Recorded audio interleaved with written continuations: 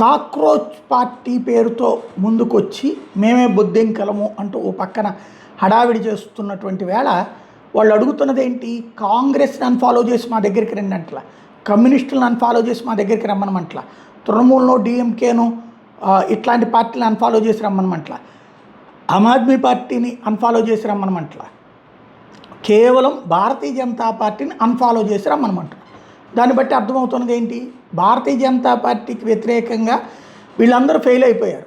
Aam Aadmi party fail అయిపోయింది, కమ్యూనిస్టులు fail అయిపోయారు, తృణమూల్ కాంగ్రెస్ ఫెయిల్ అయిపోయింది, సమాజ్వాదీ పార్టీ ఫెయిల్ అయిపోయింది, అలాగే ఆర్జేడీ ఫెయిల్ అయిపోయింది, డిఎంకే ఫెయిల్ అయిపోయింది. కాబట్టి ఇప్పుడు ఆ ఫెయిల్యూర్స్లో ఉన్నటువంటి వాళ్ళందరిది కలిపి ఒక ఆర్గనైజ్డ్గా కాక్రోచ్ పార్టీ, అంటే ఇంతకుముందు యూపీఏ, ఆ తర్వాత ఐఎన్డిఏఏ, ఇప్పుడు కొత్త రూపం కాక్రోచ్ పార్టీ.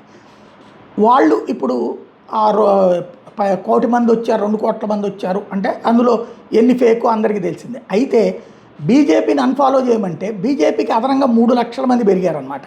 ఇది స్పెషల్. ఇప్పుడు బీజేపీ వాళ్ళు అదే ప్రొజెక్ట్ చేసుకున్నారు. మీ పుణ్యమాని మాకు ఇంకో 1 లక్ష పెరుగుతున్నారా బాబు, ఇదే టోటల్గా 3 లక్షలు పెరిగారు అన్నటువంటిది వాళ్ళు చెప్పుకుంటున్నారు ఇప్పుడు.